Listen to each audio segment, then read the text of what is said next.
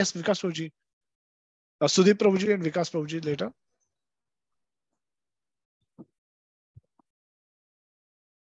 Hare Krishna Prabhuji. Sudeep Prabhuji, you can go first and then followed by Vikas Prabhuji. Unless Yeah, we see any other hands. Hare Krishna Prabhu. Hare Krishna. Dandavat Pranam. Yeah. Prabhu, yeah, I heard exactly what Divisha Mataji also mentioned, and I fully agree with her in what she explained. One more point, what I thought is that what Kailash did was in the mode of Rajaguna, passion, right, out of passion. So what was missing here is the element of devotion. So that is what I think Divisha Mataji was also trying to mention, that he could have directed his efforts also towards bhakti. So that would have done this in a better way. How and what is the process, that I won't be able to elaborate, but the point of bhakti was missing. Point of bhakti is missing. Yes, Vikas Prabhuji. Very briefly, we'll go to another. We have one more question after this, but very briefly, and then Umesh Prabhuji. Right. Hare Krishna Prabhu. So one thing that was missing in his life was the class of Rupati Prempada Mataji. From starting, he did get education of this Vedic scriptures, so that he could have turned his life towards this, as Divisha Mataji beautifully contributed. And second was that when he was mentioning that my hard work, my this was he was giving as a source of inspiration to others. So as we have seen in our meeting itself, that the light went off and we couldn't do anything in that. So anything and everything which we are doing and is happening all around is not solely in our control. And as Krishna beautifully mentions in third chapter, Prakriti Kriyamanani, Gune Karmani Sarvasya, Ahankar Vimuda Atma Karta Aniti Manjate.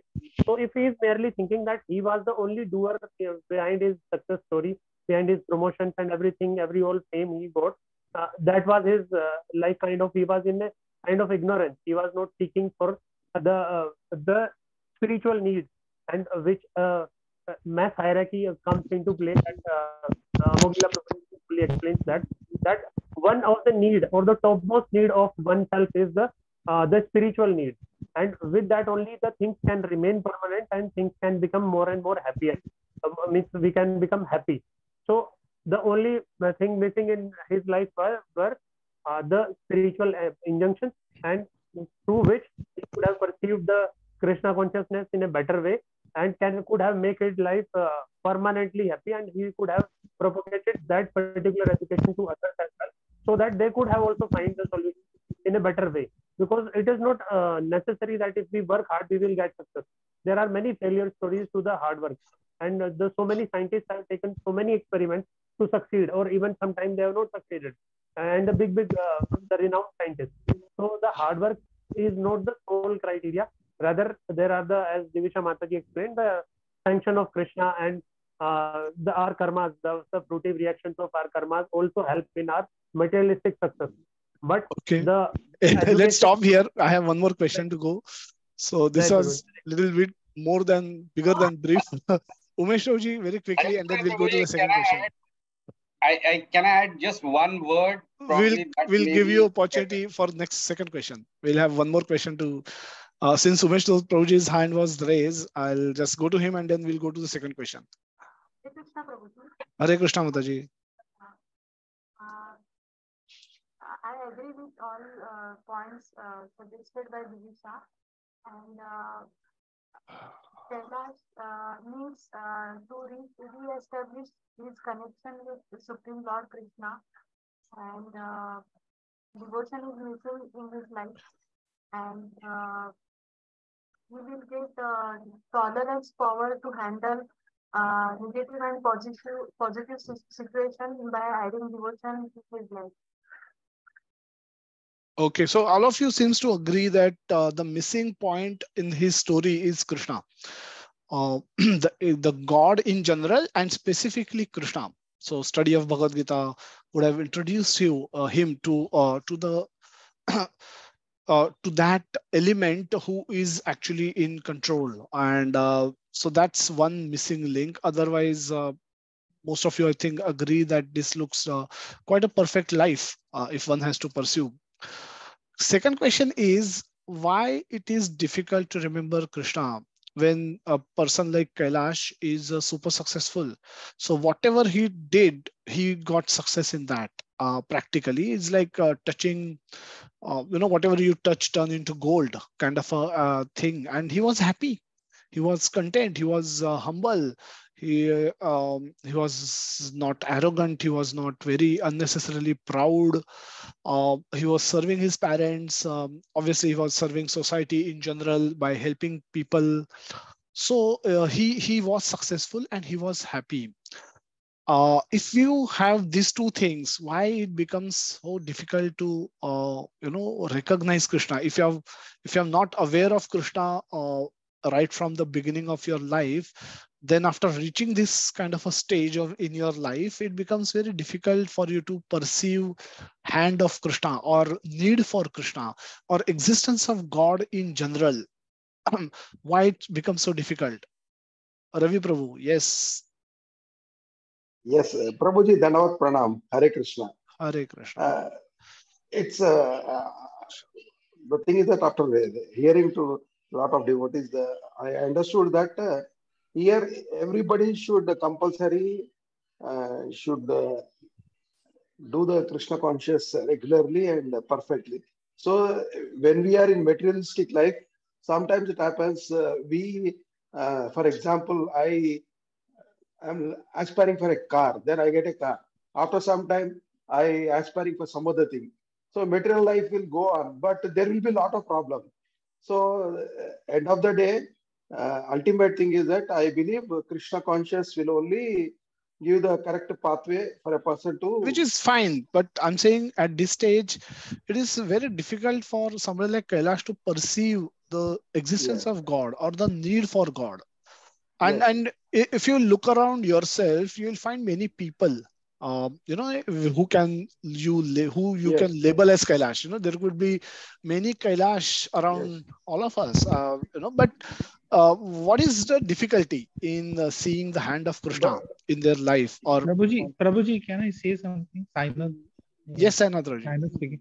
Acha, Prabhuji, like like in Bhagavad Gita, when Arjuna's mind was totally bewildered in fighting with his own relatives. So he was put in he has come in a situation of hopelessness and despair, which led to ultimately surrendering of Arjuna to Lord Krishna. He himself surrendered to Krishna, and he took his advice, and he was totally under his control. So what I want to say is that until and unless the mind is not bewildered, until and unless you don't come into a hopeless despair situation, that only leads to your falling to Krishna start. So it all begins from that. Yeah, So that is what I that's want to true, say.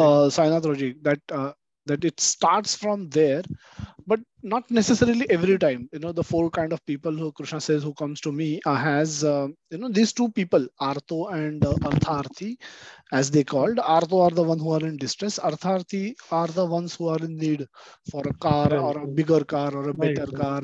I just have Skoda. I want Mercedes. Those type of right, people. So those are they are doing some kind of a exchange with God, and so those two types exist. But he says two more. He says Gyani and Jigyasu. but who are Jigyasu are the who are inquisitive, and in the Gyani are the one who already have knowledge of Krishna. So these right, two right, additional categories of people are also there who can right. approach, who can think of Krishna, even if they are not in particular great need of particular thing or not in very distressful condition. Right, right. But we are in the three modes of material nature, Prabhuji. So we are going to be have ups and downs. We cannot have an ideal life. We cannot have a straight line graph in our life. So because we are all conditioned by material modes of nature. So this ups and downs So you are in the saying practical we life. are ought to Yeah. get those downs as well, Right, even, and right, then right. whenever those Kailash. will come, Yeah. Yes, then yes, Prabhuji. Kailash will get Kailash. bewildered Because typically. Kailash had a very happy life throughout he had a happy life. But what I feel is that he also must be been in the material mode of nature. He also may come to the minuses. Something wrong also must be there hidden in for him. because he's in the modes of material nature. That's what I feel. Okay, yeah, very nice. Swapnil Prabhu, you want to say something? Hare Krishna, Prabhuji, Dandavat Pranam. Prabhuji, the first question, I think the story could have been better if Kailash would have got realization. I think realization is the point of initiation which was missing in his life. And the second question, what about difficulty? I think Kailash is engrossed in self gratification, and there the person who is involved in self gratification will have a difficulty in remembering Krishna. So self gratification person has to come out of that particular emotion to be within Krishna consciousness. That is my submission, Prabhuji. Hare Krishna, Prabhuji. Hare Krishna. Any other thought anyone has? I'm just looking at the participant window. You can unmute and speak, or you can raise hand, and we can, because we don't want to spend too much time on this, but very quick comments from someone. Yeah, Prabhu. Hare Krishna, Prabhuji. Yes, Mataji. Yeah, I feel without the mercy of Krishna, you cannot do anything. Understood. Yeah, that's not what is realized by him, because he felt that he was doing everything and it was his effort, but he should remember that it was even Krishna's mercy, whether it was through his parents' blessings or people's blessings, but it was Krishna's mercy on him. Okay, so he has to remember that there is a someone who is sanctioning whatever is happening. Absolutely. Even if it is good, it has been sanctioned by someone. Yeah. But that second sanction, that somebody else is doing his part, it is not possible that things happen right or wrong either way in our life. Okay, heard your point. Thank you so much, Ekta ji. Hare Krishna. Thank you. Hare Krishna, Prabhu. Yes. Prabhu, I want to make one point here.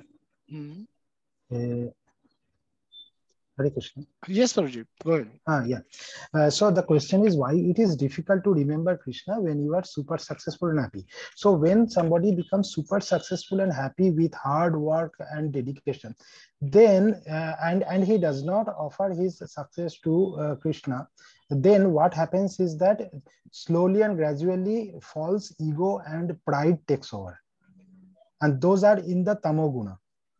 So once that happens, then it becomes very difficult for one person to remember Krishna, because false ego and pride is acting on. Okay, yeah, very nicely. Puru Prabhu and Angaraj Prabhu, and then we'll go back to the discussion. Yes, Soji. Hare Krishna, Prabhuji. I think the person like Kailash, who is over successful, over the time he falls in the category of Rajogun category. Achha. Over the time, depending on Rajogun category, he thinks that whatever he aspires, he achieves only based on his efforts. He doesn't think beyond that, or this Rajogun effect then make him fall in the Tamogun category, because the person who is over successful, he becomes very comfortable. He started living the comfortable life, or he thinks only he is the only doer. That's why he doesn't think beyond that. All right. That level. Okay, thanks so much. Very nice. Puru Prabhu, anything else you want to say? Yes, Prabhuji, Hare Krishna. Yes, Sajay. Yeah, Prabhuji, Miss, as per my view, the person at Kailash level, so Miss, why he will remember Krishna? Actually, he have everything, and the person at that level, Miss, they think, Miss, we have everything. Miss, why we need somebody else? So they want, so at that level, they want to enjoy whatever they have earned, and if something goes beyond their will, or something unfortunate happen, at that moment they will remember Krishna. Till that level, they will think whatever has happened, that they're due to my karma only. Okay, you're bringing in karma angle here. Hare Krishna, Prabhuji. Hare Krishna, Vinatroji. Hare Krishna, Prabhuji. Here, even a person is super success, in that case, the people around him, maybe his family, wife, children, or even colleagues or relatives, everybody will praise in such a manner that he is the supreme person, and it is his success which is talking on the head, and they will praise him in such a manner that he will go into illusion that he is the supreme person in this area.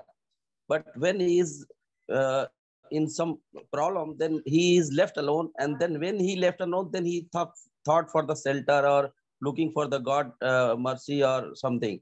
So the people around him try to make him aware or make him diverted from the Krishna. So that is also one aspect which we need to look at. Very nice. Very nice point you brought in, that people around you make you feel as if you're God.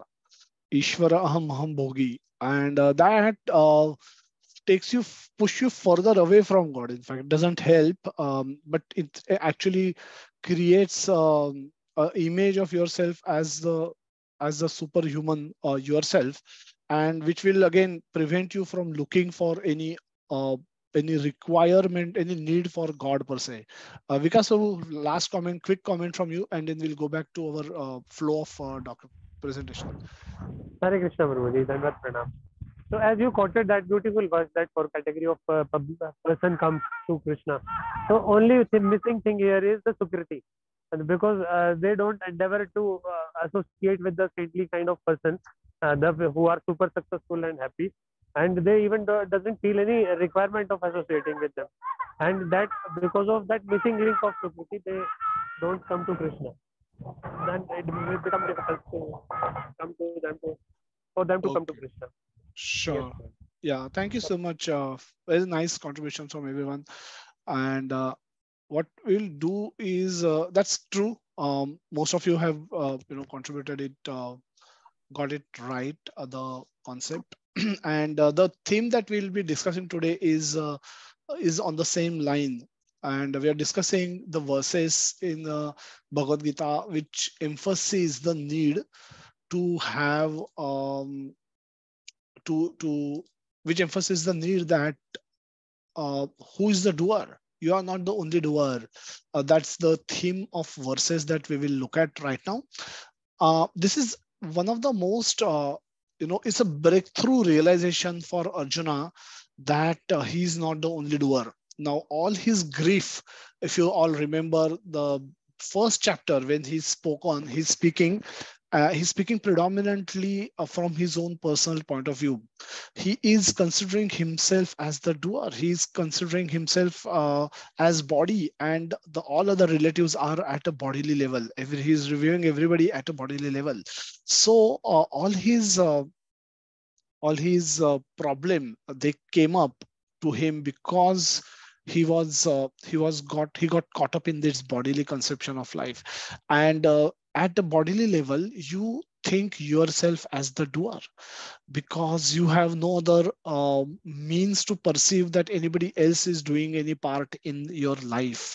So this is where lastly, so very beautifully contributed, nicely contributed by all of you, and nicely put it into right word that you need sukruti and devotees mercy to realize somebody else is also playing part in your life. If you don't have these two elements, then most probably you will end up living whole life thinking that you are the doer and you are the failure, you are the success. If you succeed, you are the success, you are the cause of success, and if you fail, you are the only cause of failure. And that's how we see that when we don't have this simple understanding, it can make person a super arrogant, a super proud person, and just get cut off from the whole society, and or a super depressed person who then for a small cause can can try and end his life and be successful at that as well. But people commit suicide. Why do they do that? Because they think they are the failures, not that they are experiencing failure at the moment, but they think they are the failure. And that happens because they always wanted to be successful themselves. They completely de-recognize or does not recognize a role anybody else has in their life. And that's so critical understanding. The whole of Bhagavad Gita is spoken to convince Arjuna that you are not the only doer. I'm also playing my part in this whole affair of your life. And at the end of it, Krishna says to Arjuna that nimitta matra bhava savyasachi. In the 11th chapter, Krishna says that you just become a nimitta matra. Everything will be done by my will. And that's how this is the flow of verses which we will take a look at right now. And second theme is also quite interesting. It's on mind, so please stay back. That there also will have some scope for discussion. Uh, so in this theme of verses, it starts with 2.31 verse where Krishna says that considering the Krishna emphasizes that how prescribed duty should be done by everyone.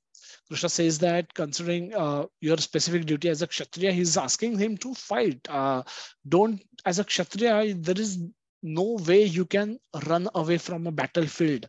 You can decline a fight. When you have been challenged, you have to fight. That's your duty. And duty is to fight as a for a righteous reason is the best thing that you can ever hope to get in your life as a Kshatriya. As a Kshatriya, fighting is what you are meant to do. And fighting for a right reason is the supermost best reason that you can ever think of. And while fighting for such a cause, even if you die, you will go to Swarga. Even if you win, and if you win, you will win the whole kingdom. So either way, there is a win-win situation. Arjuna was reviewing the same situation as lose-lose situation. Krishna is saying the other way around. It's a win-win situation. You are a Kshatriya. You've been challenged by these enemies, and it is your duty as a Kshatriya to fight the battle. If you win, you win the kingdom, enjoy kingdom. If you lose, you enjoy Swarga. Because a Kshatriya who is giving up his body, fighting for a righteous reason, goes to Swarga. That's the statement of Shastra. So either way, it's a win-win, not a lose-lose situation. But if you decline to fight for any reason, for the reason of peace, or not killing your relatives, or whatever the reasons you may come up with, but for some reason, if you give up fighting, then you will surely incur sin. Krishna says you will incur sin. This is sinful. Declining to do prescribed duty is sinful. 2.47th verse, beautiful verse, karmanye iva adhikaraste. Now, this karma, you cannot give up karma. The prescribed duty cannot be given up. And if you do that, that will incur sin. This is 33. But Krishna says now this is your adhikar to do perform your prescribed duty. That is part of your adhikar. That is your jurisdiction in your that you should do it. And not doing there is no question of not doing your duty. So duty has to be done. Doing duty is your adhikar. That's your entitlement. But you're not entitled to the fruits of the action. The karma phala is not in your control because you are not alone the doer. There is somebody else who is doing who is playing part in the activities that you are engaged in currently, and hence you are not entitled to the result. So that's logical, because if I'm going to if I'm doing some activity but somebody else is also doing an activity, so the collective fruit that we may get is to be distributed to both of them. So I'm not entitled to the entire results. That's very logical, but this is the most difficult part to follow and practice in our life. Further, Krishna says that yajnarthat karmano nyatra. Then how should one act? We should act as a sacrifice for Vishnu. When you, whatever action you are performing, if you do it with a mindset, with a motivation to satisfy Vishnu, to please Krishna, to please his devotees, then that work become transcendental work, devotional service. And that work does not yield fruits, and there will be no bondage. And hence it can be, this is a karma free work which will help us survive in the world and will not yield us newer fruits to suffer or enjoy. Either way, once we, if we can perform these activities, and by sadhana bhakti, if we can burn our historical karma, then we become eligible for liberation, eligible to go back to Krishna. This is the Krishna consciousness process that Prabhupada has given us. A beautiful verse somebody quoted, Prakriti krimanani gune karmani sarvashaha ahankara vimudhatma kartaham iti manyate. Now, this is very important.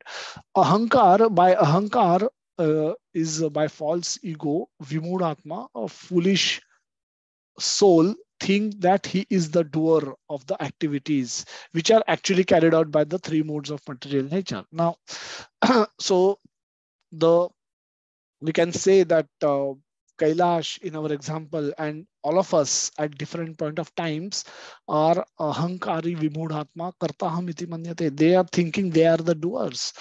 They are the one who are working hard and earning salary and feeding their families, maintaining, paying all the bills, paying different vendors, buying homes, buying cars, buying vacations, enjoying life. They are the doers. So Krishna says very clearly that you are not the only doer. I am doing my part as well. And unless I do my part, you cannot get any fruit, or whatever fruit that you can get, depends on my sanction. So he has a role to play in our life. At times we may de-recognize it, but he continue to play his role. And then the question can be, how Krishna play his role exactly? How does he do what he do? That he explains in the 9th verse in the 9th chapter. He says udasina udasina. He says udasina udasina means he is not, when he's giving bad fruit to somebody, he's giving bad, he's giving birth to a soul in a family, the homeless family. The soul does not have the body. The boy child born is extremely miserable in condition, has missing many basic limbs, missing eyes, missing, face is bad, and is born in a anyway miserable condition with no basic no basic, all the not all the not all the senses also are not properly placed, and very vidrup kind of a body. So who is how is happening, how it is happening is Krishna has some enmity towards that soul, because of which he is given such a horrible looking body to that particular soul, in horrible conditions, or how does that happen? Krishna says udasina vadasina. I'm neutral. I don't have any enmity towards anybody. Sammoham sarva bhuteshu name dveshyosti no priya. Nobody is. I'm equal to all the living entities, all the living entities. I'm equal. No, I'm not envious of anyone. So I act in a way as if a judge will act. Judge will give reward to somebody. A judge may give Fasi to somebody, but judge is neutral. Judge does not have enmity towards somebody, and affection towards somebody else. To him, he is giving reward. So he's acting as neutral. Krishna says, similarly, I am acting as if I'm neutral. So what am I doing? I'm overseeing. Upadrashta, Anumanta. Upadrashta is overseeing everything what you're doing, what the soul is desiring, what the soul wants to act in. So I'm overseeing everything, and I'm permitting based on your karma.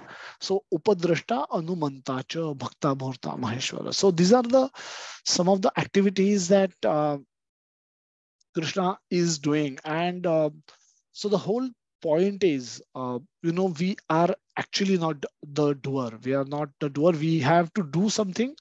And we can discuss this with the help of a simple example of a of a flight that we take. We fly from, say, Mumbai to Delhi. Now there are things that we must do. We must purchase a ticket, air ticket, and we must arrange for money to purchase an air ticket. Now that's something nobody else can do for us. If we wish to fly from Mumbai to Delhi, we have to purchase ticket. Suppose you want to fly and join the yatra in February. So you want to take a flight on 22nd February to go to Delhi, and then arrange for a car for going from Delhi to Vrindavan, reaching Vrindavan on 23rd. So this money, something that we will have to purchase, we will have to arrange for, and we will have to purchase the ticket actually. Then after having purchased ticket on 23rd, airline will not come to me. I need to go to the airport and check in myself baggage and go through the personal screening and make myself available for boarding in the aircraft on the 23rd morning. Now aircraft, now from these two things are in my control and must be done if I have a desire to go to Delhi. So but this is not sufficient for me to reach Delhi. Apart from these things, there are hundreds of other things and events which are happening in my life, which is, if these are not positively sanctioned by Krishna, will prevent me from going to Delhi. I no, I would have traveled from my home to airport. Now all that is possible unless if I I need to reach safely from my home to airport without meeting an accident, like somebody like that what we see every day.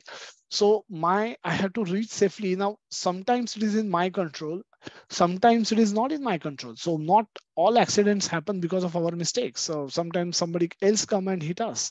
uh, so I have to, and what, how much control do we have over them, or their vehicles, over their mentality, over their attitude, over how much somebody, the Indian cricketer got dash, he slept on the wheel while driving in a Mercedes Benz at 100 plus C speed. But what is the guarantee that a person driving from the other side of the lane will not doze off on the wheel and will not come and hit us?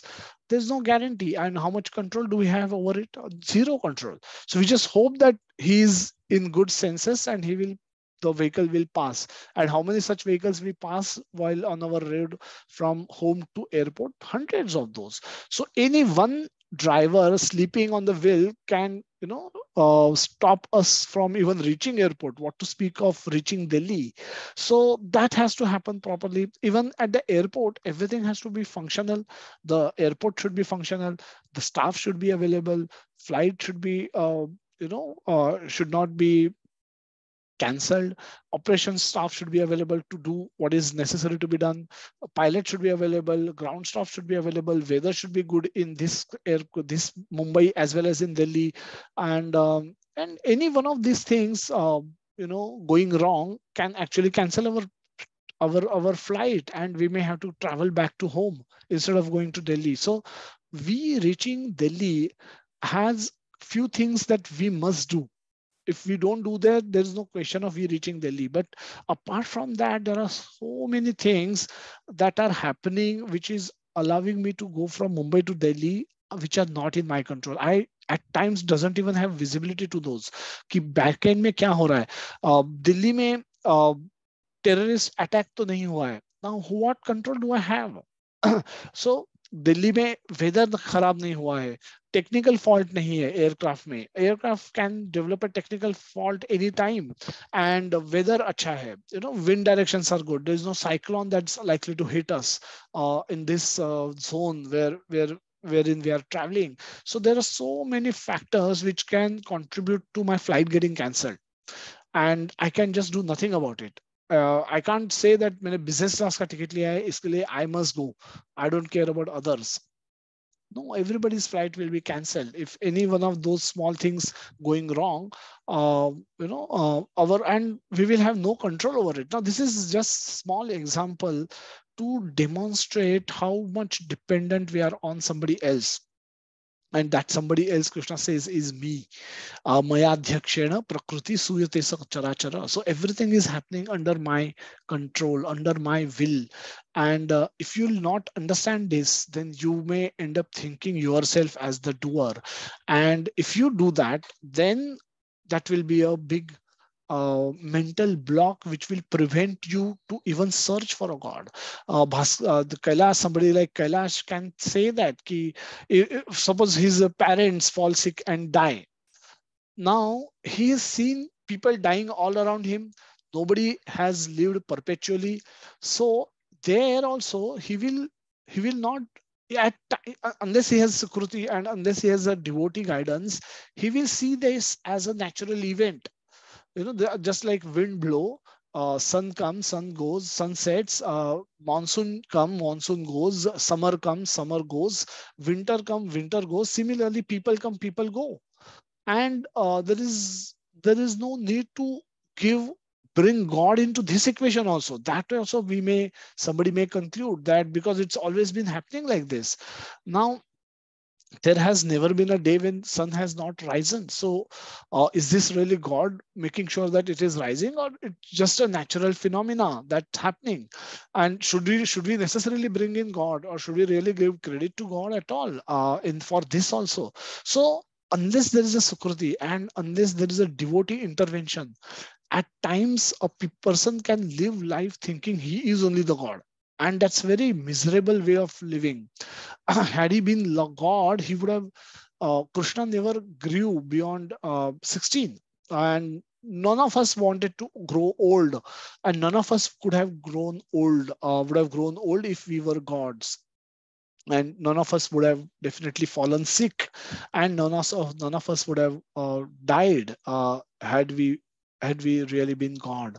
So everything is happening. There is very little in our control. Our desires are in our control. With our minute independence, we can desire correctly. If we desire correctly, our proper modes will get activated, and they will help us act in a proper way. And for desiring properly, we should have proper guidance of devotees, proper guidance of scriptures, and some sukruti to understand what devotees are talking. Without that sukruti, even if somebody come and talk in our ears, we will not follow anything out of it, and we'll just keep doing the way we were doing. So very important lesson. It's a breakthrough lesson for all of us to really get convinced that we are not the only doer, and Krishna has a big role to play in our life. Whatever good, bad, ugly our life condition is as of today, it is sanctioned by Krishna, and he's sanctioning it by not because he has a enmity towards us, कुछ खुन्नस है हमारे खिलाफ, but he is simply giving us fruits of our own past actions.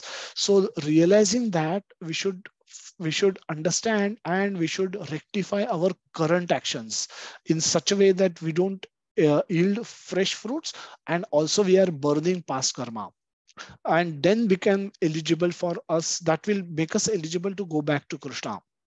Otherwise, if we'll not, then we will continue to carry a stockpile of karma with us, and from one life to another life, maybe better facilities for sense enjoyment, but we will make our path back to Krishna difficult if we don't get convinced on this one simple point, that we are not the only doer. Krishna is the doer as well, and our desire is the only small contribution that we can properly make by using our free will.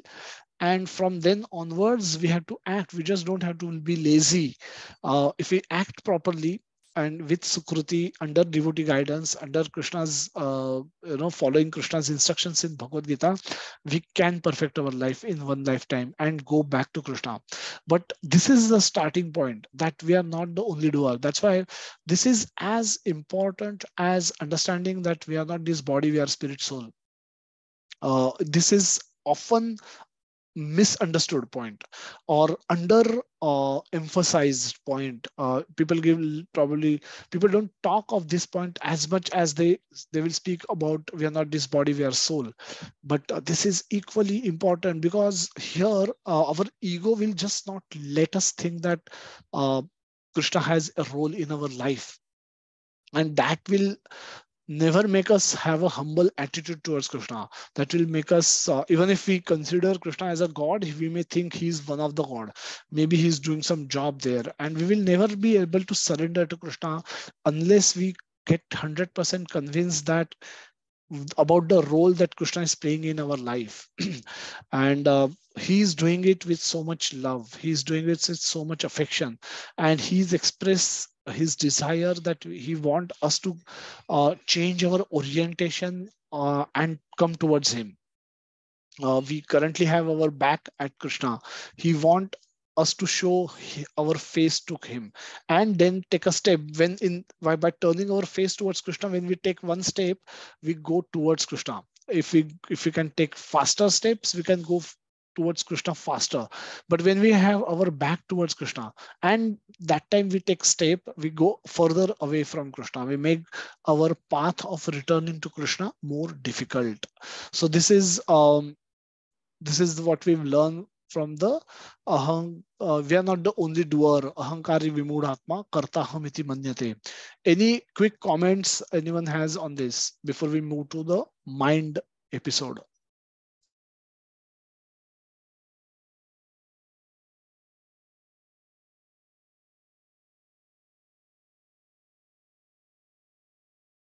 Hare Krishna, Prabhuji. Dandavat Pranam. Yes, Prabhuji, sir. can I ask? Yeah, Prabhuji, a small dilemma in my mind. That question is same as Kailash example you said it. So without being in Krishna consciousness or being in Krishna consciousness, as we always say that doer, we are not the doer, Krishna is the doer. So is that fact remains as a fact even for the people who are not into Krishna consciousness? I mean, they will keep on saying that it is because of my efforts, my endeavors that I have reached this place. So my question is that what should be our understanding on such person? It's the same, Raji, as when we say that because of my effort, I have been able to go from say Mumbai to Delhi.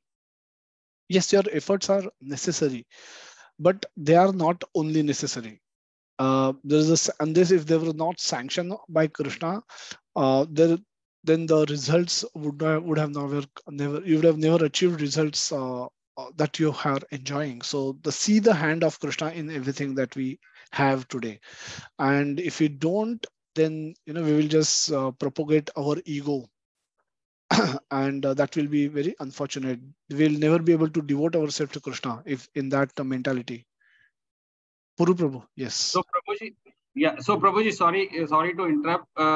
People who do hard work, but still don't get success. We say that you are not lucky.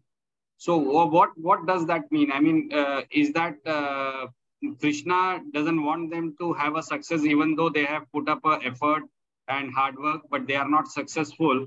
So should we call them that they are not lucky, or we should call them that it is Krishna's sanction that success is defined in a different manner for him? No, not really. It's like why somebody, like why a judge uh, give mm, hanging sentence, fasi, to one person. And so it's like a three patients going to doctor. Okay, one person may get a tablet. Okay, and he go. Second person goes, he may get an injection, and he come out saying that, oh, it's paining. Third person goes, doctor says, I have to operate on you. Come and let's sleep here, we'll perform an operation on you. Now three patients, doctor is same. Why is he giving different treatment to everyone? So why is Krishna partial when he give different treatment to everyone? Is doctor partial? The person who is he intend to operate, what is the problem?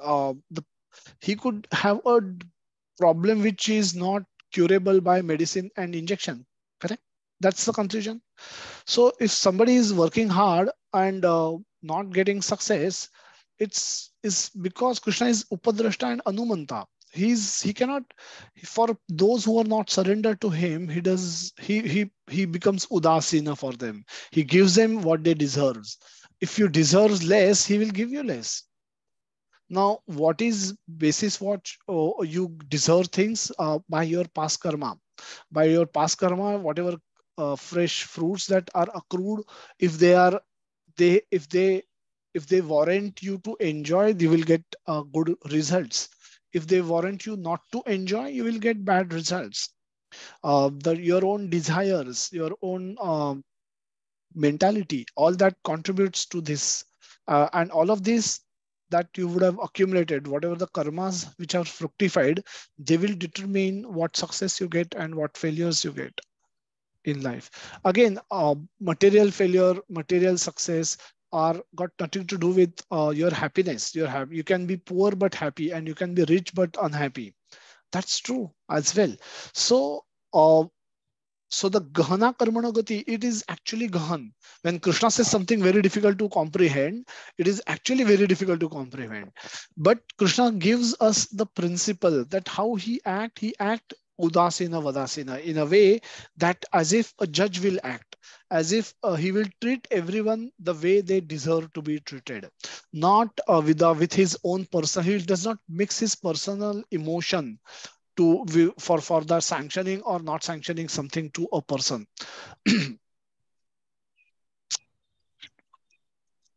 Okay. Thank you, Prabhuji. Yeah. Dandavat. Hare Krishna. Puru Prabhuji, yes, you want to say something?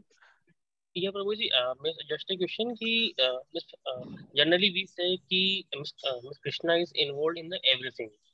Okay, when we get success, so we say we should be humble because everything is sanctioned by the Krishna.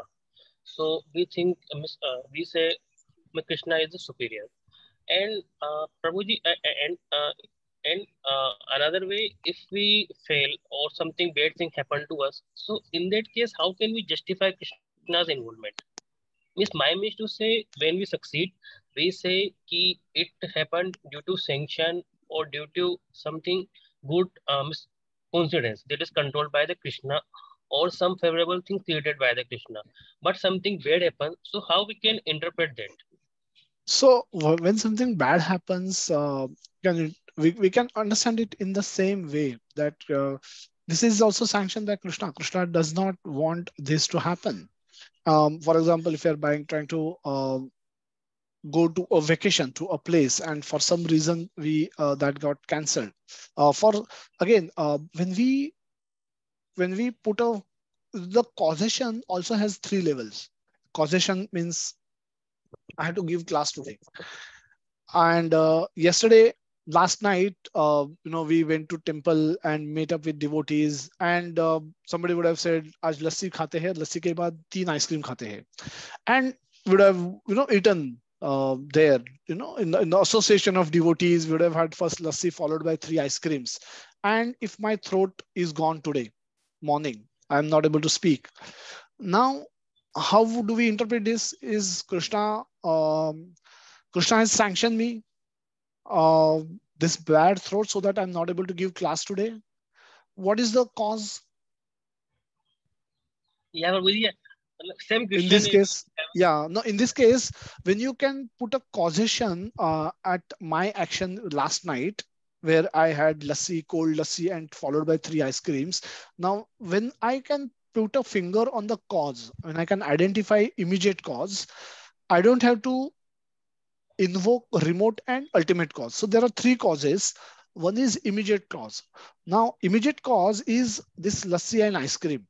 If I can yes, attribute my fruit, which is bad throat, I'm not able to speak. Now, this is the fruit that I'm getting today morning. And if I can attribute this to the action I took last night, that I had lassi followed by whatever ice creams, then I don't have to invoke the other causes, the remote cause yes, and the ultimate cause. But when immediate, there is no apparent immediate cause available. yes, Then you go to the remote cause and the ultimate cause. The remote cause can be remote cause. Ultimate cause is Krishna in every case, and remote cause can also be Krishna, or can also be our karma and the sanction by Krishna. So whenever there is a incidents in our life, if we can put a finger on the immediate cause, we understand that there's a learning for us. Otherwise, yes, we will never be able to learn that if I had to give class next day, I shouldn't be eating ice cream. Now, this is a lesson I need to learn as well. Now, that lesson will never be learned if I keep attributing everything to Krishna, saying that because of him. And that's true. That's not untrue. He is the one who created ice creams. He is the one who has given me money. He's the one who has given me capacity to eat. He's the given me devotee association who wanted to eat. And but he he also gave me choice not to eat, because those devotees didn't had a class to give. I had a class to give, so I should have exercised my free will in right way by not eating those ice creams and lassi or whatever, which could lead to a bad throat tomorrow morning.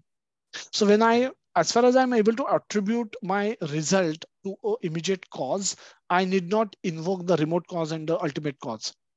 But when the immediate cause is missing, then so for example, Ramchandra, Lord Ram, uh, was called by Kaikai and Dashrath on the night before he was to be coronated as Prince of Ayodhya.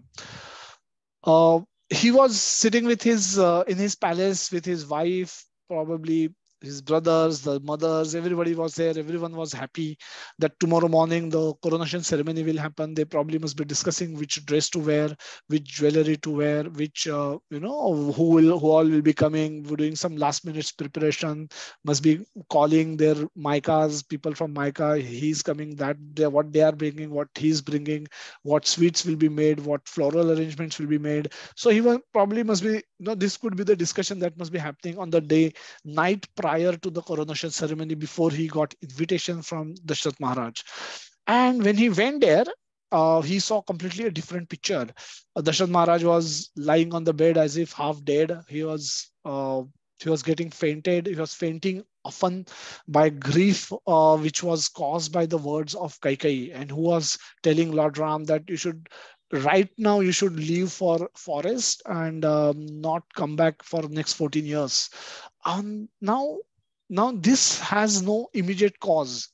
Lord Ram has done nothing to Mother Kaikai to have invoked this kind of a reaction, this kind of a punishment. So this is where the immediate cause is missing. However, the will of the Supreme exists, and that he accepted. Whenever there is no immediate cause, you accept it as a will of Supreme, and then accept it, and then accept it, then mitigate it, and tolerate it if nothing can be done. So this is what we actually discussed in our previous session last Sunday, that that tolerance, why it is talked about so much in the Bhagavad Gita, that is so critical, because if it comes, there's no, now there is, Lakshman had a different reaction. He said, let's fight it out.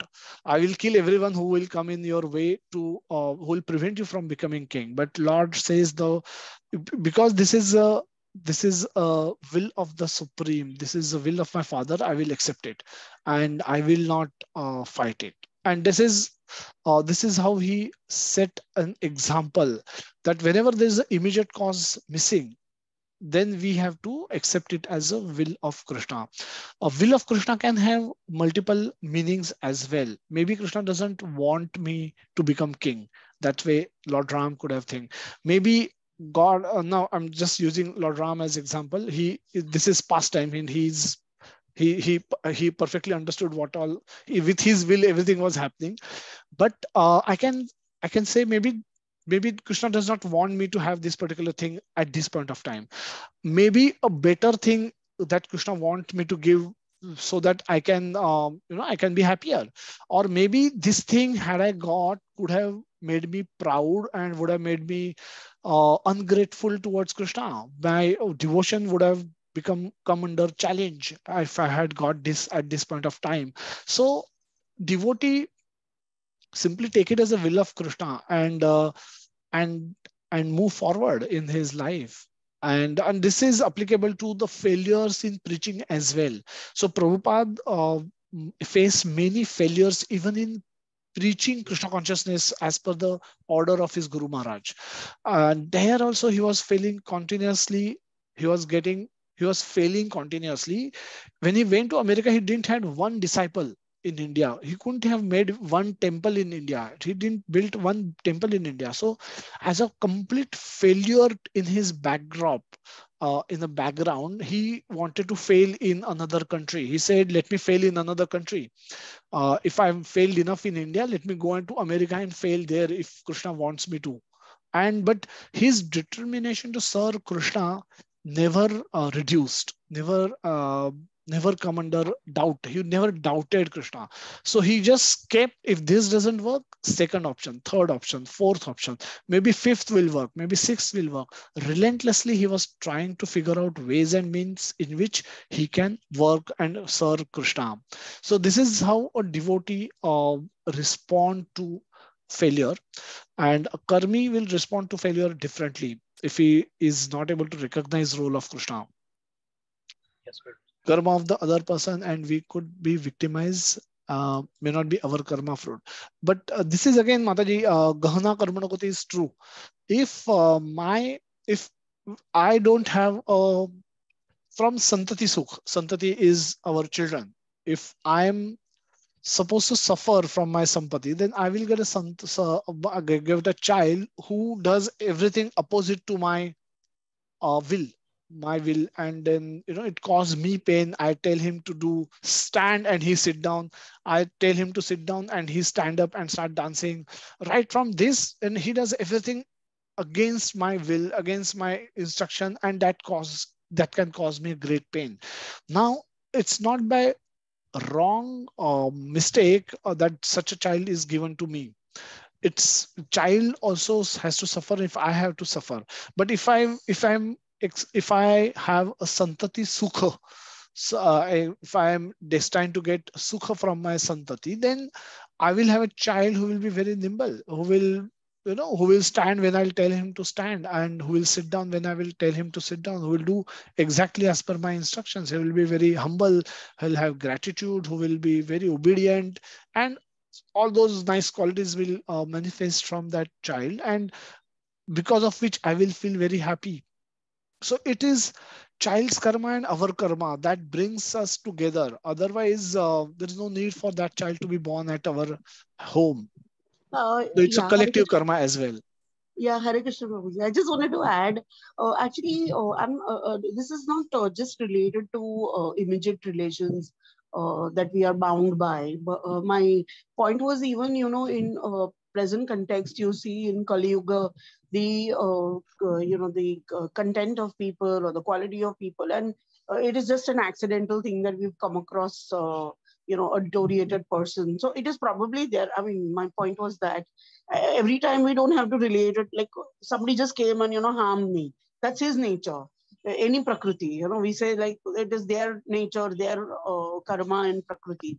So I think in Kali Yuga this is going to happen very often, and that's what Narottam Prabhu once had mentioned. When I was at the time when I was listening, so sometimes it is their prakriti also which is a part and parcel of this, damage or the bad karma which we encounter. Yeah, that's right. And but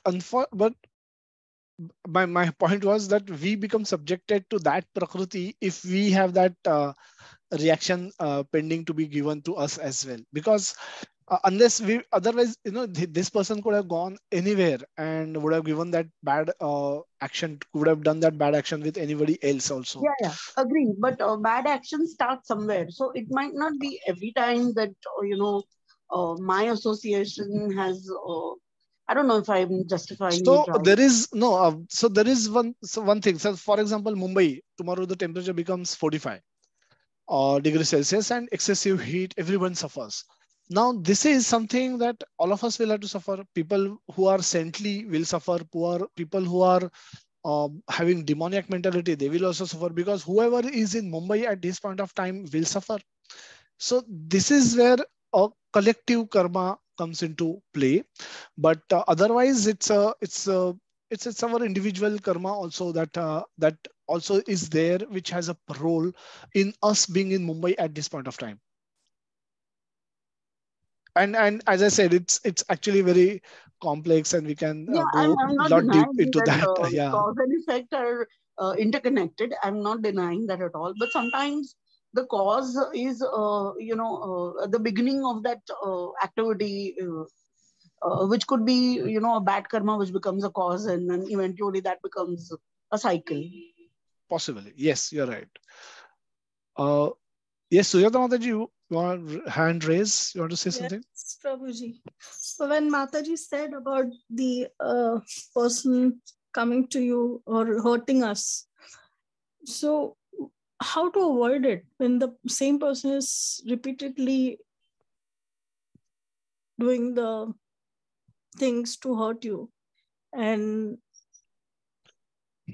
just So doing like मला सांत्वना द्यायची की आपले काहीतरी चुकीची कर्म होती म्हणून आपल्याला ते भेटते, हे आपण किती दिवस हे So, yeah. So on that, Mataji, we last Sunday we discussed this again. We'll just elaborate again.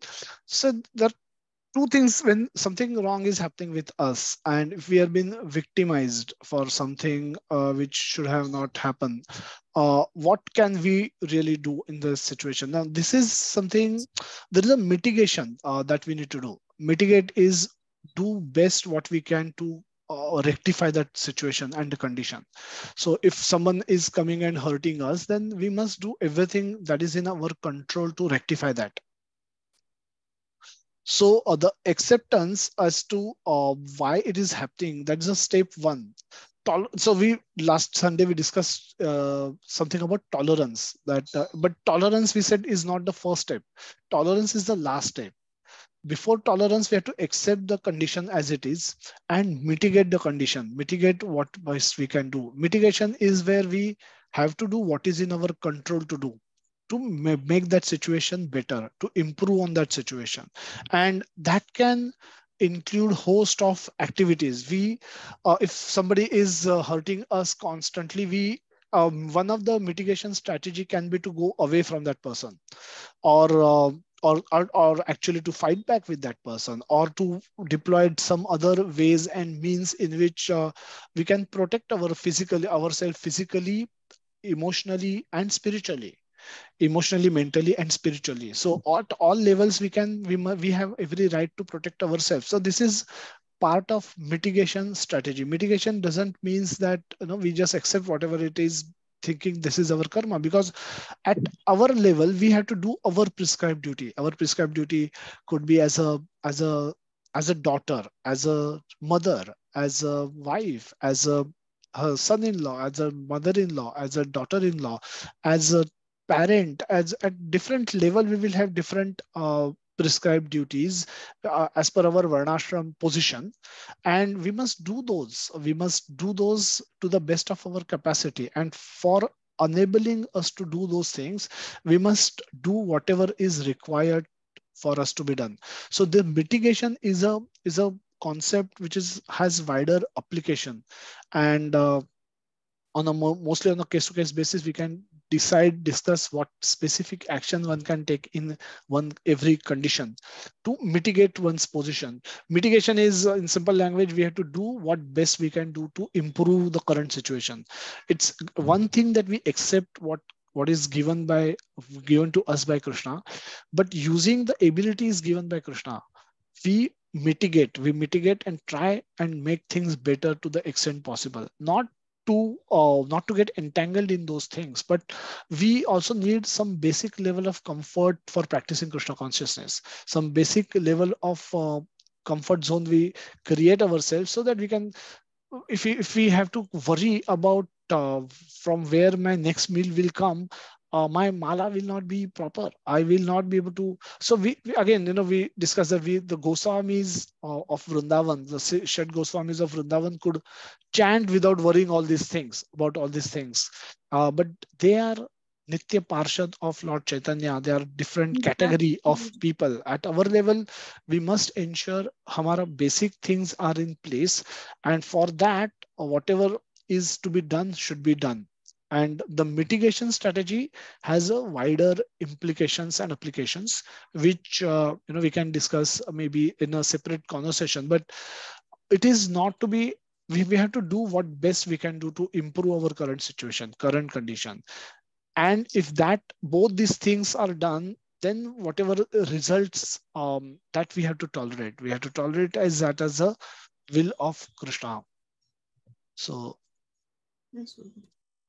okay. Hare Krishna, Prabhuji. Dandavat Pranam. I mean, Prabhuji, you can stop me in saying this, but if at all you want to continue, or else I can put one question on the hurt. Hurt Mataji just spoke about the hurt part.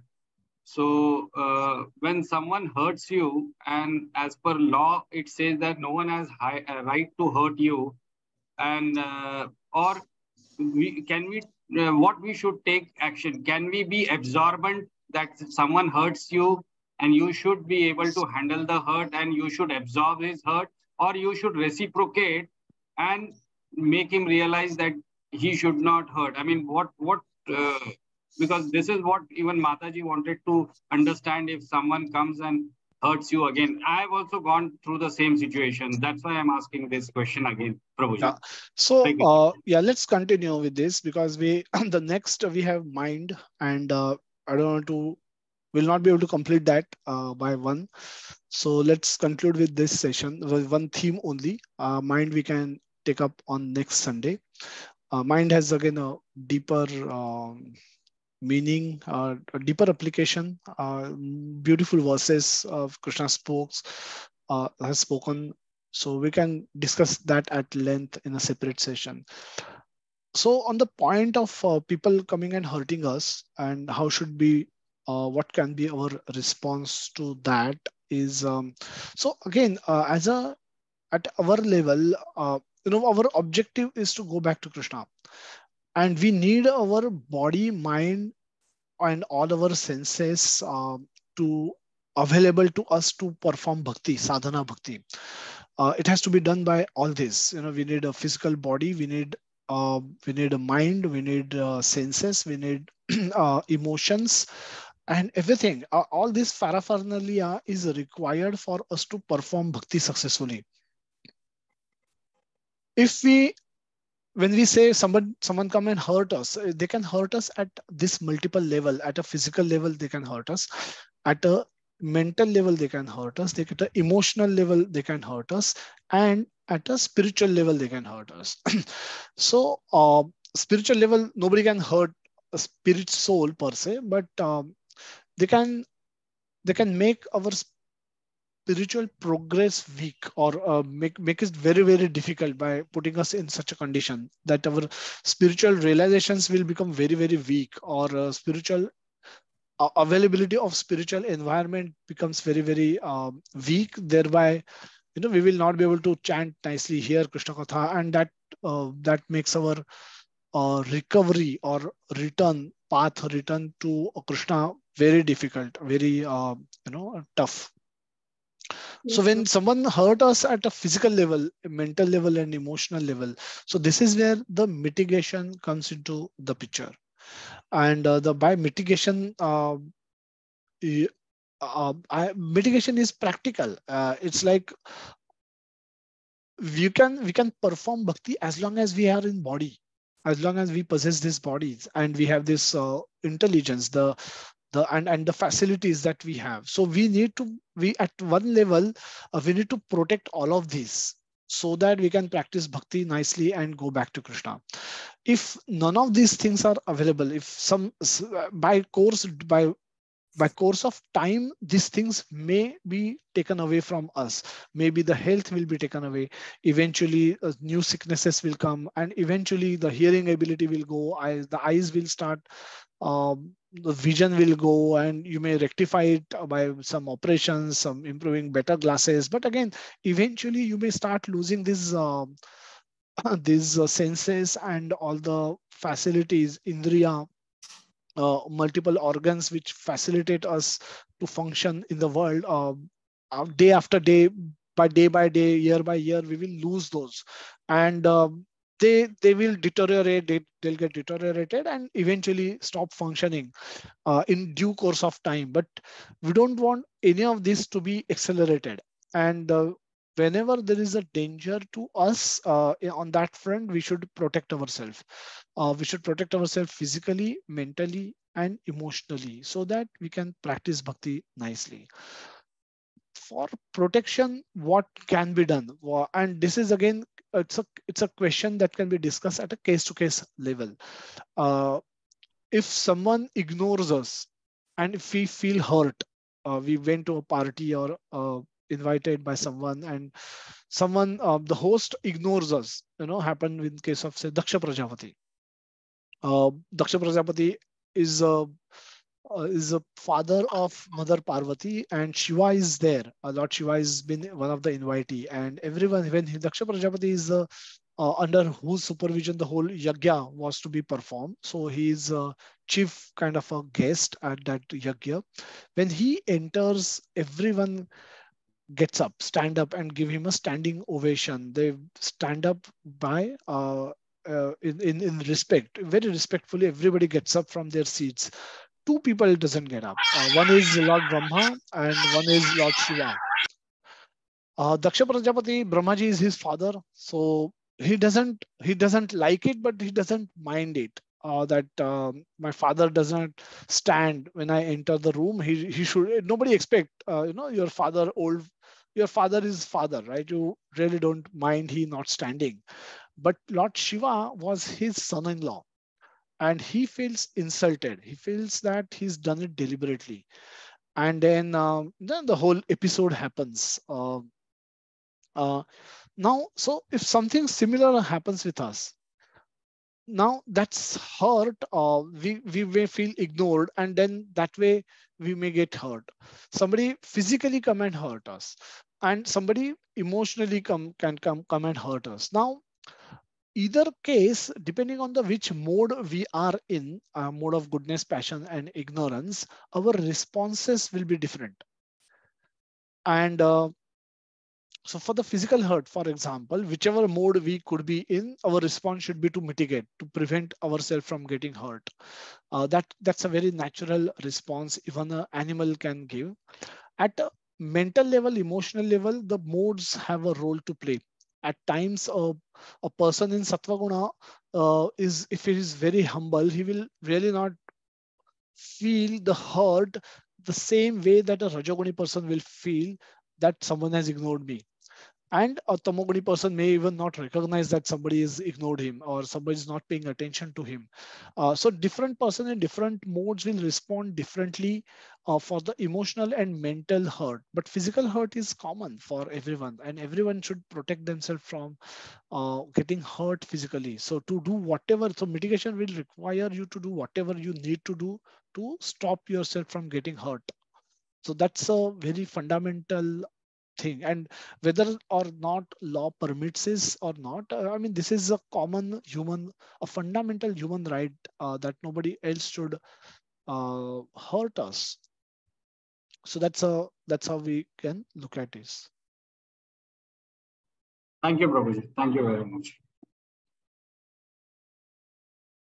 Okay, so let's see if anybody has any more questions, or else we can stop this session a little bit early.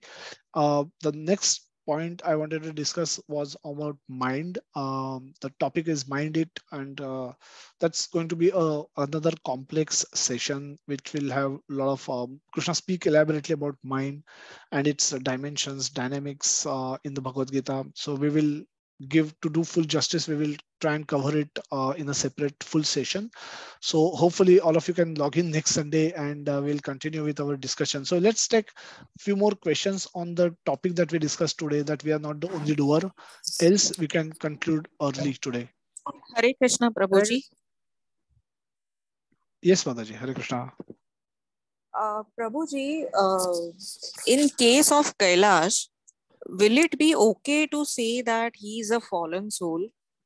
Like Krishna says, from him only we get remembrance and forgetfulness. So the story of Kailash, how should we conclude? That he is ungrateful of Krishna by willing of Krishna? So we can say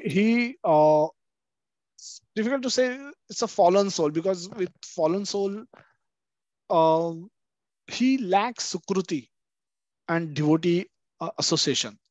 That is how we can conclude, saying that unless you have sukruti, the recognition that of someone else playing part in your life will not come very easily. That sukruti will create that humility that will help you see things beyond yourself. Otherwise, you will continue to remain self-obsessed. Now, if you look around, Google on motivational speakers and listen to their videos. 9 out of 10 of them will say work hard and you will be successful.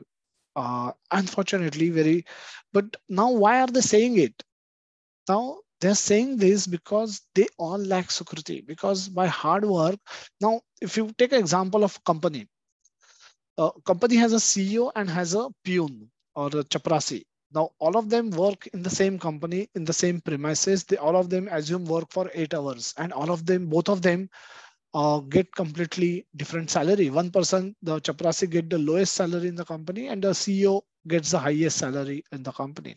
So for working 8 hours in the same environment, same place, same city, uh, two people are getting completely, contrasting outcomes, highest and the lowest.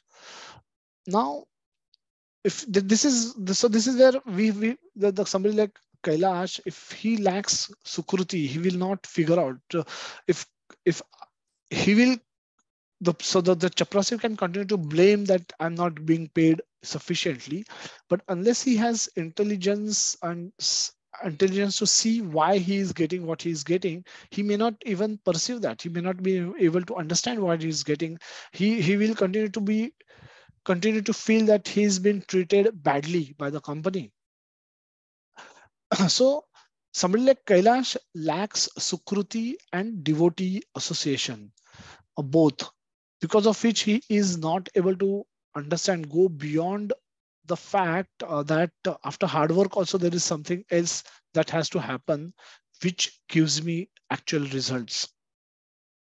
So this is a way we can conclude that story, unless anybody else has any more points to add. Prabhuji, 5 minutes if possible. Prabhuji, can we have been reading Bhagavad Gita, and there are 3 mentions very typically in your sessions or in Bhagavad Gita about 3 guna what we have.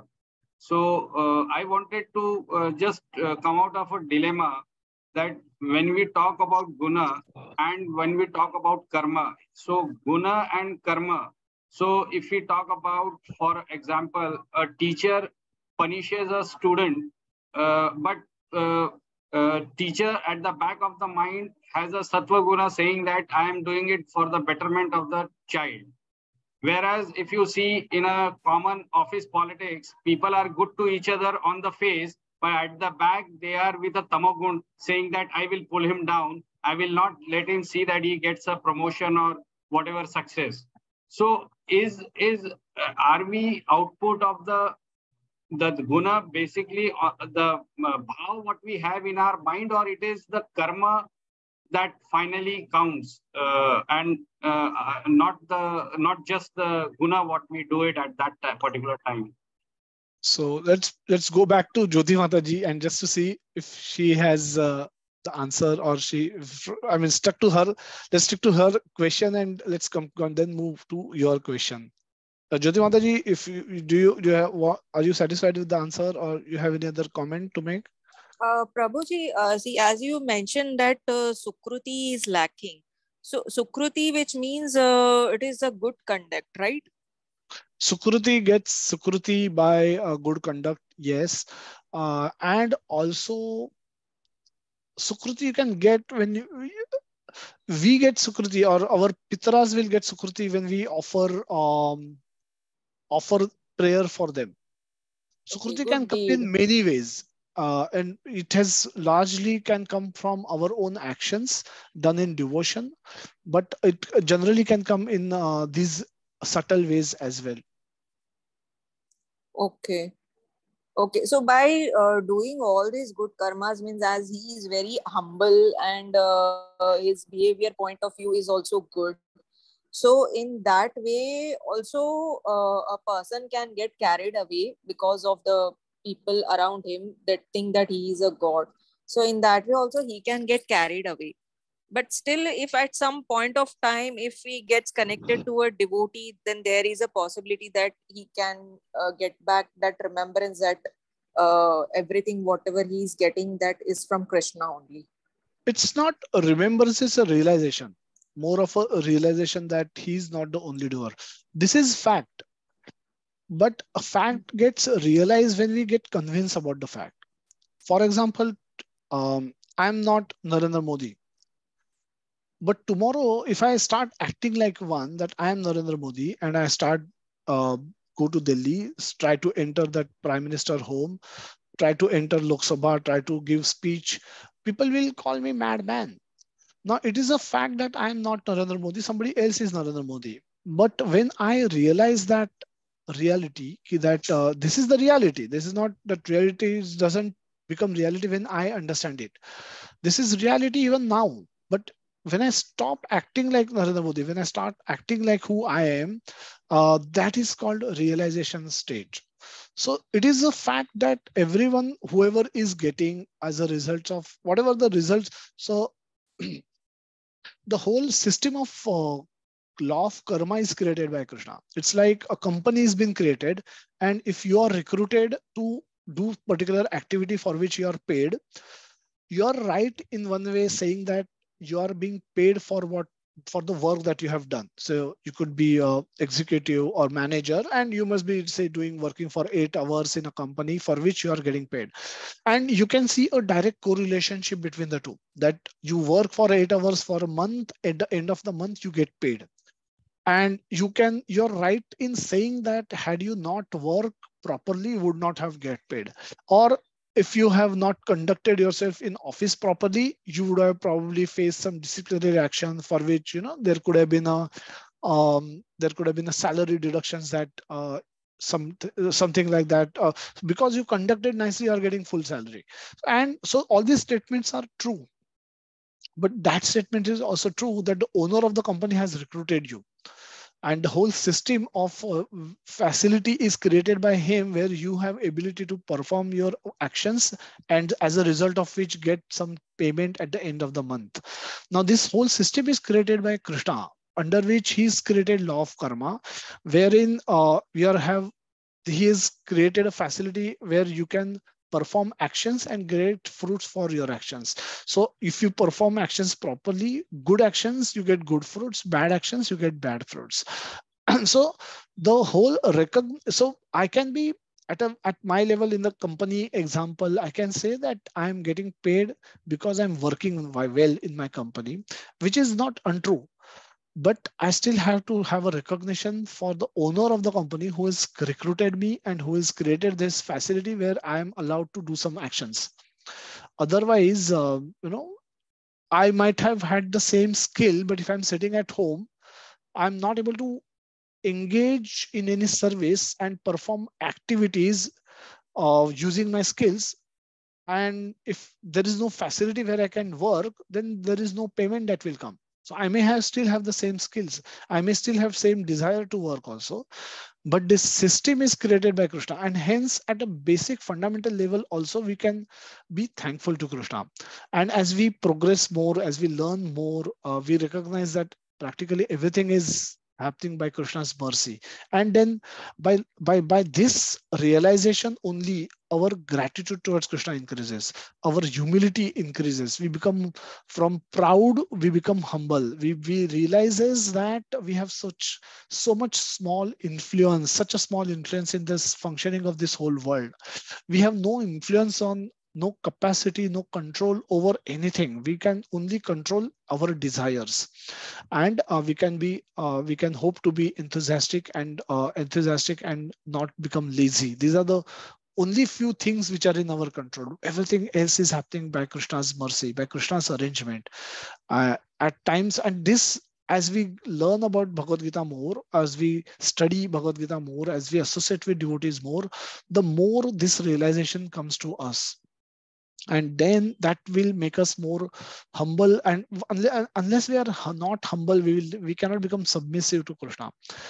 If we are not humble, so a lot of people have treat God as a supplier, as a service provider, or somebody who is just there, doesn't really have a role to play in their life.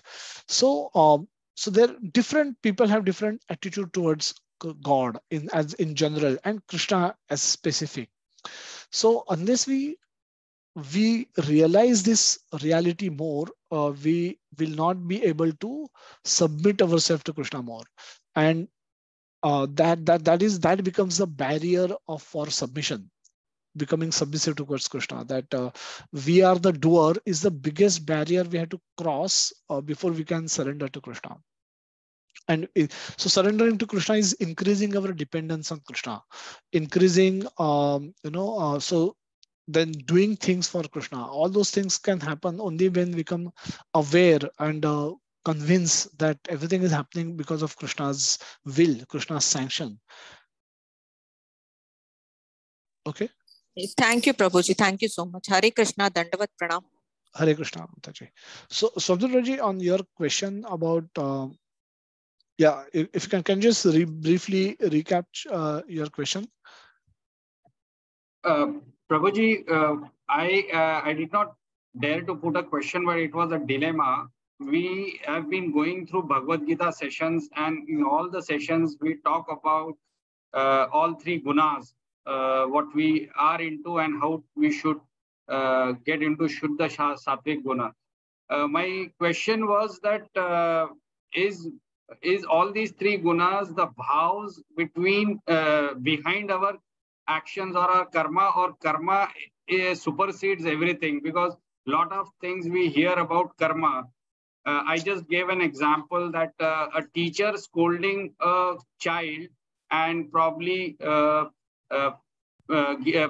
beating him for his own good. The bhav behind this is very sattvic, that my student should improve, and this is the way he thinks the lessons can be made him learn. But the action is not a sattvic action. So there are so many examples of this. For example, I gave the example of the office politics. People are very good on face, talk to each other very nicely, but a person at the back has a tamoguna, saying that he wants to have a feeling that he will hurt him by any other action, and feels that this person should not success, I will not let him have his promotion or whatever. So my basic question was, these three guna are the bhavs or the sentiments or emotions within us, or these are the ones which are the karmas, the action plays an important role. So this was the dilemma. So how to tackle this, how to understand even people, whether they are doing everything in sattva guna or they are doing in a tamo guna, after looking at their actions and not their bhavs. So, so the question is whether, so two things, basically a teacher scolding or punishing student. Now how do we understand this now? And a person who is talking behind our back and trying to pull us down, how do we look at them? They may be, apparently they may be smilingly talking, but in the behind they must be having a various vicious power towards us, not so positive sentiments towards us. Now the first action is where we can bring in the prescribed duty part or the authority part. Now as a teacher, it is teacher's responsibility to punish, to cultivate a child, and for that scolding is one of the tool that he will use. So when a child is submitted to a teacher, teacher has jurisdiction over the child, parent has jurisdiction over their children to mold their children in such a way that will lead them to become a good citizens of the country, for example. So as long as teacher act within his jurisdiction or within his authority, his actions either ways can be justified. Now he's doing his prescribed duty, and for that, at times he will talk sweetly, he will talk nicely, he will explain, he will shout, he can actually beat up the child as well. As long as he's doing it within his authority, then those actions are at a different level. There will be different actions taken. A very notorious child can be punished. Intelligent child, when he's harsh words also can bring tears to somebody's eyes. And by after beating up a child also, some children will keep smiling, looking at the child, looking smiling back at the teacher. And because it's not that the physical, there will be physical pain, but that does not really hurt them. And in my school I have seen many of such children that who would not cry even after being beaten up, but they may cry by when they get hurt, when some harsh words are spoken. So a different, as a teacher, he'll have to mold, treat each child differently. And it is up to his, it is in his jurisdiction, his capacity, in his authority, in which he deals with each child differently, and he has to use his discrimination. And for that, sometimes tamoguni action is required, he will take that. Just like judge does not give same treatment to every criminal that gets come in front of him. He gives, sometimes he gives reward, sometimes he leave that person बाइज्जत बरी कर देते हैं, sometimes punish कर देते हैं, jail में डाल देते हैं, फांसी दे देते हैं. Now all, as long as he is acting within his authority, it is to be seen, understood that he is doing his karma. So that is there the karma is predominant, prescribed duty is predominant. And when, as far as people talking nicely in front of us, they are they then how do we see that if they have bad intent? Now you cannot do much about it. The modes of material nature are, they are real, and they exist in all of us. And as based on our desires, the modes take over, and modes force us to act in a particular way. so so as long as as long as our desires are properly regulated, the modes in which we operate can also be regulated, and then that they can be influenced. And so it's not that we are completely under the influence of modes, and modes cannot be modified at all. In the short term it will be difficult, but in the long term obviously they can be modified. So modes exist, and but modes can be overcome by knowledge, by sadhana. And what can we do about those people? We can ignore them, because we don't have to. What can you do about, if someone is talking nicely to you but has bad things in their mind? How can you respond? You can just wish them luck. If at all you come to know that they are actually talking behind your back, you can be in the proper mode yourself, and deal with those situations. So there's nothing much you can do for them. Thank you, Prabhuji. Hare Krishna. Hare Krishna, Prabhuji. Hare Krishna, Prabhuji. As this, you was mentioning this question beautifully, the answer to the Swapnil Prabhuji's question, that we need not to be worried about.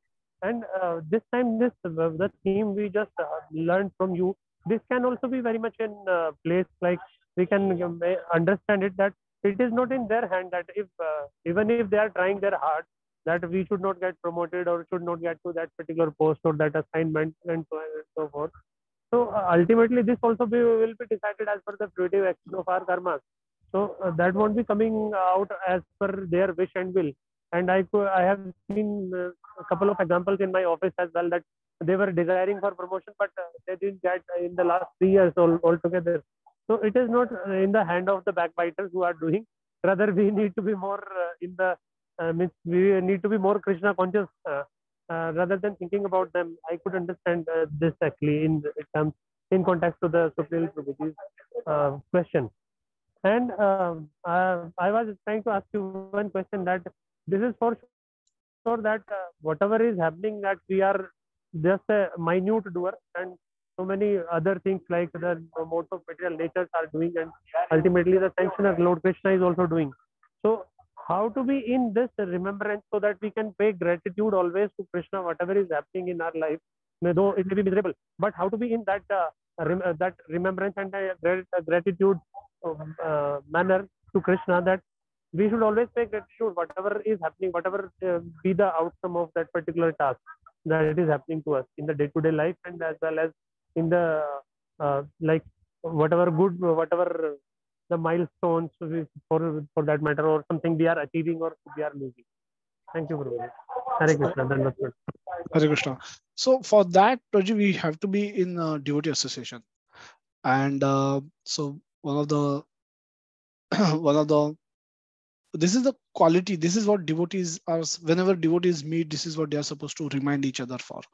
And this is what Prahlad Maharaj has been preaching, and Narad Muni speaks this to Yudhishthir Maharaj in the seventh canto, that how a grahastha can progress in Krishna consciousness. And then the answer to that, he gives as that by only taking association from saintly people, they can progress. And the lava matra sadhu sangha savrasiddhi hoy.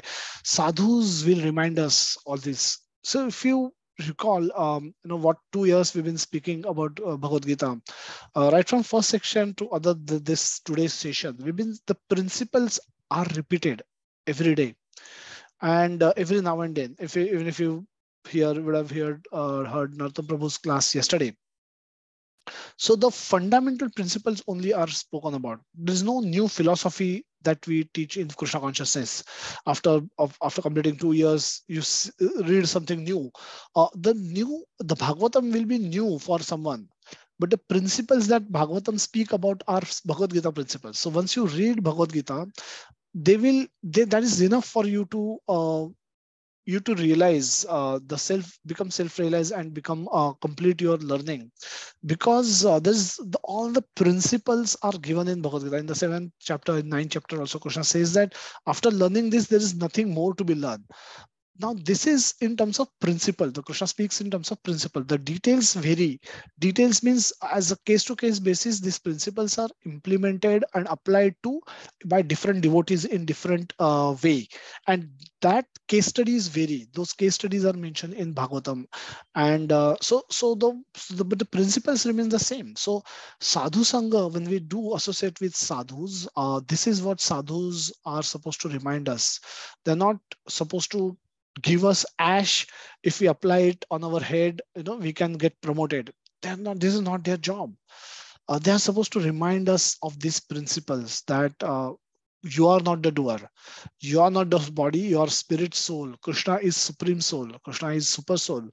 He is the doer also well. He is upadrashta, he is anumanta, he is udasina vadasina. So even if you are getting something bad results, despite of trying very hard, sincerely, uh, success, but without any fault of yours, if you are getting some bad karma, it is Krishna's sanction. Your bad karmas are getting burned. So what can you do? Do best what you can do. And if you're getting some good results, those are also a result of your good karmas in past. So as a whatever is there in your prarabdha will come and meet you. It will come searching for you. You don't have to work hard for getting that. Whatever is there in your prarabdha, it will come automatically to you. But you have to just do your endeavor for the same, and it will get fructified and it will be delivered to you. And whatever is not in your prarabdha will not come to you, no matter how hard one may try. Now, this is what a sadhu sangha will do. Sadhu will tell you to the tolerate the the sufferings that may come because of the non-fulfilled dreams of one may cultivate. Sadhus will remind us that we are not this body, we are spirit soul. Sadhus will remind us that Krishna, what role Krishna has in our life, how much Krishna is loving us, how much Krishna is providing us, and what Krishna want us to do. By following the path of bhakti, how Krishna want us, so desperately want us to come back to him. So this is what sadhus are supposed to come, and devotees, whenever they meet, they are supposed to remind each other of these things. And that sadhu sangha will keep us floating in our process of bhakti, or even in our material life. If you want to live happily, then you don't want to be, then you have to give up this resentfulness कि ये मेरे साथ क्यों हुआ, ये होता तो बहुत अच्छा होता. This attitude, one has to become acceptor, one has to start accepting things as they are, as they come. Unless we give up this attitude of asking this kind of a questions कि ये मेरे साथ ही क्यों हुआ, ये क्यों नहीं मिला, मैं तो ये चाहता था, ये नहीं हुआ मेरे साथ, ये मैं चाहता था, कितना desperately चाहता था, कितना मेहनत किया मैंने इसके लिए. But this is knowledge, this is all this talk happens because of the ignorance that who is really sanctioning, who is in control, who is in command. When we are ignorant of this fact, we can talk like this. And Sadhu Sangha will remind us of the fact that who is in command, who is in control. Real controller is Krishna. We are, whatever small things we have, only control we have is over our desires. Everything else is sanctioned by Krishna. As the soul desires, Krishna arranges. So we should just rectify our desires. We should just have proper desire. We should have a desire to go back to Krishna. We should have a desire to become humble towards Krishna. We should have a desire to love and serve Krishna. So Sadhu Sangha, that's why Sadhu Sangha is been put so much emphasis upon, that continuously we should hear from sadhus. Continuously we should reveal our heart to devotees. Thank you, Prabhuji. Hare Krishna. Dandavat pranam. Hare Krishna. Just go to the chat box to see if there are any other questions. So yeah, so we'll take the second theme that we wanted to cover today, that is about mind, human mind, and we'll take it up on next Sunday, and hopefully that will also be a very interesting session. So request all of you to participate in that. So we'll end today's session and thank you everyone for joining and contributing so wholeheartedly. We had a lot of discussion, a lot of fruitful discussions. So I'll hope all of you benefited out of it and have all of you a very safe week ahead. Do join Japa session, do join reading sessions, and we will all meet on next Sunday. Hare Krishna. Srila Hare Krishna. Prabhupada ki jai. Jai. Hare Krishna Prabhu ji, Dandavat Pranam. Thank you, Prabhu. Hare Krishna, Prabhuji. Hare Dandavat Krishna. pranam. Pranam, Prabhuji. Hare Krishna Prabhuji. Prabhuji, thank you so much. Hare Krishna, Prabhuji. Pradeep Hare Prabhu, nice to Krishna, see you. Prabhuji. Long time. Dandavat pranam. Hare Krishna. Hare Krishna, Hare Prabhuji. Hare Krishna, Prabhuji. Dandavat. Prabhuji, Prabhuji, Hare Krishna can we Prabhuji. Hare Krishna. still order books? Sorry, Prabhuji. Can we still order books, Bhagavad Gita books? Yes, Prabhuji. Let me know. Okay. I'll message you. Okay. Hare Okay. Krishna. Hare Krishna.